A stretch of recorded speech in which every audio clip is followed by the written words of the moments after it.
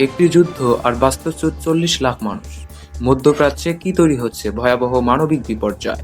Iran ও Lebanon জুড়ে যুদ্ধের ভয়াবহ প্রভাব, বাস্তুচ্যুত হয়েছেন প্রায় ৪০ লাখ মানুষ। জাতিসংঘ জানিয়েছে গত ২৮ ফেব্রুয়ারি যুক্তরাষ্ট্র ও ইসরায়েলের হামলার পর শুধু ইরানেই ৩২ লাখের বেশি মানুষ ঘরবাড়ি ছেড়েছেন। অন্যদিকে লেবাননে বাস্তুচ্যুত মানুষের সংখ্যা দাঁড়িয়েছে ১০ লাখ।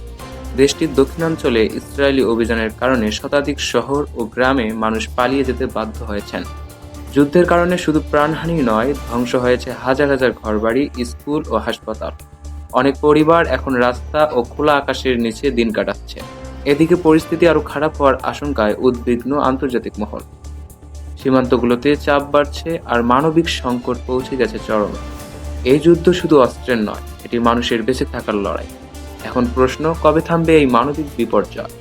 প্রিয় দর্শক, এ পর্যন্ত সঙ্গে ছিলাম আমি সালাম Bangla news point YouTube channel থেকে। ভিডিওটি ভালো লাগলে অবশ্যই লাইক, কমেন্ট, শেয়ার, সাবস্ক্রাইব করে নিউজ পয়েন্ট ইউটিউব চ্যানেলের পাশে থাকবেন। ধন্যবাদ।